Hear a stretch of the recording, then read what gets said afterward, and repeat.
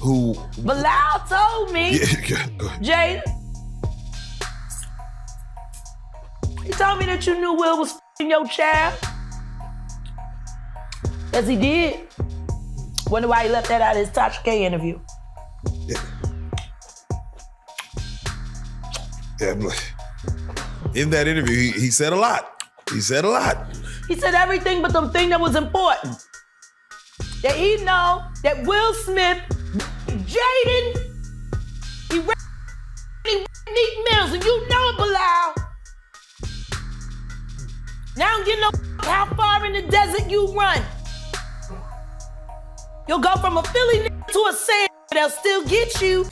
It's been 5 weeks since federal authorities raided Diddy's properties in L.A. and Miami as part of a sex trafficking investigation. All right, now the music mogul has filed a motion to dismiss some claims in a sexual assault lawsuit. Fox 5's Lisa Evers is here now with the latest. Lisa. Well, Stephen, Natasha, Diddy is now fighting back against some of the allegations in one of the sexual assault lawsuits filed against him. While he maintains his innocence, a double felony drug case against his personal assistant moves forward. All of this comes as a new TMZ documentary reveals support for Diddy coming from an unlikely ally.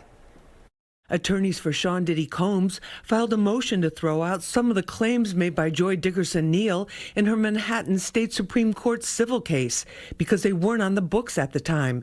She alleges in 1991, Sean Diddy Combs drugged her, then sexually assaulted her. In the suit, she says he videotaped and distributed it. Is this really the end for P. Diddy? It's been about 5 weeks since Sean Combs, aka P. Diddy's mansion, was raided by Homeland Security, and legal experts now claim that Diddy might spend his remaining years in jail. Let's study the case all over again. Breaking news, the Department of Homeland Security has just confirmed to CNN that federal law enforcement agents have raided properties owned by musician and producer Sean Diddy Combs. Let's bring in CNN security correspondent Josh Campbell and CNN legal analyst Joey Jackson. Josh, let me start with you. What are these raids by federal agents in multiple locations? Sandra, this is going to turn into a huge scene that is going to be an all-day thing, and it involves, yes, P. Diddy. The home is actually registered. Sean Diddy Combs, a famous music producer and mogul, was sued by R&B singer Cassie Ventura. She claimed that he abused her physically and sexually during their long relationship. Cassie says that Diddy brought her into his lavish and fast-paced lifestyle filled with drugs after she met him and signed with his record label in 2005. She was only 19 at the time, while he was 37. Cassie alleges that Diddy's behavior towards her was violent and controlling. She has filed a lawsuit against him in a New York court, seeking justice for the harm she suffered. Red says Diddy showed up at karaoke, where Cassie and a group of friends were celebrating. So he had her back into the corner, and he was like cussing her out with his hand in her face. Later that night, Red, who was staying at Cassie's home, says she awoke to screaming. He's standing in the living room area, and she's there, and he was like, emotional singing, bitch. There you are. And I just was like, oh, he's talking to me. And I remember, I don't know if you know what his voice sounds like, but I felt like I was in the presence of his monster inside. And I remember looking in his eyes, and I said to him, what did y'all do? Because I could see that she was really sedated. That was the first time I ever seen her high before. And then he says, tell your girl she wants some birthday. And we were like, well, I mean, he's saying this to me, and I'm like, well, she doesn't have to have sex with you if she doesn't want to. He was upset, I guess that she didn't want to do with him whatever he wanted. I don't know. I don't feel like I could advocate for myself in that moment. I realized, oh, this guy is for Will. What did Cassie tell you about these freak offs? That he would hire these sex workers, and they would have sex with her or whatever, and he would watch and tell them what to do. In her lawsuit, Cassie alleges she was forced to participate in freak-offs throughout her relationship with Diddy. Red learning recently one horrific detail from Cassie. She told me the only time he was willing to do anything or work on her music, go through any plans, any of that, was when she had a freak-off. So all of our music, all my work, to find out that I spent all these years writing these songs for him to rape my friend to, is just, disgusting. In the lawsuit, Cassie detailed the physical abuse she says Diddy committed, including an instance where she was put in a hotel room for days to heal. Red says Cassie recently told her about Diddy giving her a black eye before the premiere of her 2016 film, The Perfect Match. I remember one time her telling me that, I think it might have been The Perfect Match, that movie that she was in, and she told me that she had a black eye under her makeup. Do you believe Diddy is a dangerous person? Yes. Diddy's lawyer, Ben Braffman, says that Diddy strongly denies the allegations made against him. The lawsuit claims that Diddy had a bad temper and would often physically attack Cassie, punching, kicking, and stomping on her. It also alleges that he gave her drugs and forced her to have sex with other men while he watched and recorded it. Diddy's lawyer says that these claims are false and lies. It's important to note that Diddy has faced similar allegations from other women. By the end of 2023, 3 other women had accused him of sexual assault in separate lawsuits. Sean Diddy Combs, a famous music star, is in big trouble. Several people had filed lawsuits against him, accusing him of bad behavior. This is a serious problem for Diddy's career. Things got even worse when federal agents searched his house. They're probably looking for any evidence that they can gather.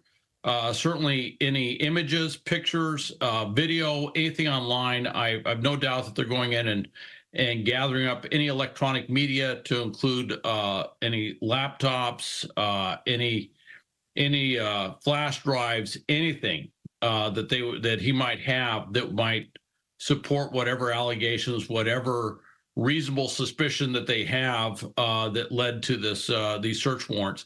You know, just to get a search warrant like this requires a certain substantial legal barrier has to be, or legal argument or legal litmus test has to be met just to get them to sign off. Particularly knowing with somebody with means like this, that if they go into their home, they're going to be met with some very capable lawyers on the defendant's part to challenge what was ever done, and everything they do there is going to be lawsuit right after. This meant that the government was investigating him for possible crimes. The raids on Diddy's homes raised the stakes to a whole new level. It showed that the authorities were taking the allegations against him very seriously. In March 2024, a lawyer named Niama Romani shared his thoughts on Sean Diddy Combs' legal troubles with US Weekly. Romani believed that Diddy's situation was very serious and that he could potentially face a long time in prison, even possibly the rest of his life. The lawyer thought it was unlikely that the government would offer Diddy a plea deal, which would allow him to admit to some charges in exchange for a shorter sentence. Romani looked at the reports of Diddy's alleged crimes and thought he could be facing many different charges. These charges could include things like sexual assault, drug use, and other serious offenses. Romani believed that Diddy's biggest problem was the number of charges he could be facing, which could add up to a very long prison sentence. Romani also compared the legal jeopardy Diddy was in to the situations that 2 notorious people faced. I wouldn't be surprised if this is another Jeffrey Epstein or R. Kelly type case, where we're talking about multiple victims across multiple jurisdictions over a significant period of time. Romani went on to talk about what the purpose of raiding Diddy's homes would have been for law enforcement. According to Romani, federal agents likely would have been looking for evidence of crimes that call for lengthy sentences. Federal agents were looking for evidence of criminal activity, primarily sex trafficking, but other crimes as well, including potential gun and firearm charges, and we're talking about someone who may spend decades in federal prison like R. Kelly. Lawyer Niama Romani explained that the laws surrounding sex trafficking are very strict. If someone is found guilty of even one count of sex trafficking, they'll face a long prison sentence. The sentence will be at least 10 or 15 years in prison, and the judge cannot give a shorter sentence no matter what. This is because the law is designed to protect victims, especially if they're young. Romani emphasized that each count of sex trafficking carries a heavy penalty, and the sentence will add up if there are multiple counts. This means that if someone is found guilty of multiple counts of sex trafficking, they could face a very long prison sentence, potentially even life in prison. The laws are in place to hold people accountable for these serious crimes and to ensure justice for the victims. Lawyer Niama Romani shared his thoughts with US Weekly on when he believed law enforcement started investigating Sean Diddy Combs. Romani thinks it all began when Cassie, a singer who was in a relationship with Diddy for 10 years, filed a lawsuit against him. Cassie knew a lot about Diddy's secrets and shared them in the lawsuit. This encouraged other people who had similar experiences with Diddy to come forward and share their stories. After Cassie's lawsuits, many more lawsuits were filed against Diddy, alleging that he and others were involved in sex trafficking. Ramani believes that these lawsuits led to the investigation by law enforcement, and Ramani continued, so now it's gone from a civil lawsuit, which is about money, to a full-blown criminal investigation. Mr. Combs received the Lifetime Achievement Award at the BET Awards. During his acceptance speech, Mr. Combs stated, "I have to give a special shout out, thank you, love, to the people that were really there for me." He named a number of people before adding, and also Cassie, for holding me down in the dark times. Love. The truth is, however, is that Cassie, Miss Cassandra Ventura, was held down by Mr. Combs and endured over a decade of his violent behavior and disturbed demands.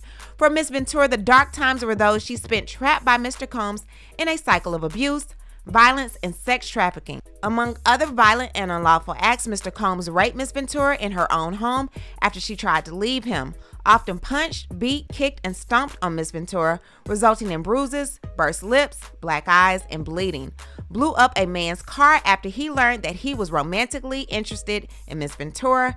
Forced Miss Ventura to engage in sex acts with male sex workers while masturbating and filming the encounters. Ran out of his apartment with a firearm in pursuit of a rivalry industry executive whom he learned was nearby. Demanded Miss Ventura to carry his firearm in her purse just to make her uncomfortable and demonstrate how dangerous he is, and introduced Miss Ventura to a lifestyle of excessive alcohol and substance abuse, and required her to procure illicit prescriptions to satisfy his own addictions. According to TISA, at least one of Diddy's FO victims has testified in front of the grand jury. There will be a federal trial. So here is where it's getting dangerous. Guess who's going after him? The Southern District of New York. I don't know anything about these people, they don't play. The Southern District of New York also boasts a shockingly high conviction rate across the board. Over 95% of all criminal cases result in a plea of guilty. Guys, Diddy's arrest is imminent, so it's within 30 days according to TISA sources, or in the least amount of time, 10 days. So allegedly he's supposed to be indicted on X and rug trafficking charges and wire fraud. TISA even alleges that he was laundering money for, how she said it, the cartel? The CARTEL people. She also said it's been 10 years of collecting evidence in the making. And I did hear that somewhere before, that it's been 10 years. So Diddy's been on the radar. They just didn't have nobody saying anything. But when Cassie came out, TISA also brought up a very good point. She said that the people that are not speaking out is because there's 250 cameras that was in Diddy's house.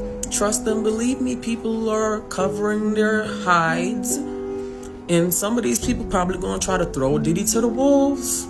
You had one for years. But when you think about Kim, I was thinking to myself the other day, Uptown Records started with 5 people. Andre Harrell, I'll Be Sure, Heavy D, and Puffy. And Kim was the longest working employee because she was there from the very beginning. She was Andre's personal assistant. Mm. Kim is dead. Heavy D is dead. Andre Harrell is dead. The only 2 left are Puffy and Al almost died. Isn't that interesting? That is interesting. Heavy D was found dead, face down in the heart attack. Andre Harrell, heart attack. Kim died from pneumonia, but there's the first coroner's report that said that she died. It was ruled a homicide, and they found toxins in her body to prove that she had been poisoned. You know, they have poisons that create heart attack and pneumonia. That would be all for today. Make sure to share your thoughts in the comments below and subscribe to our channel to get more updates.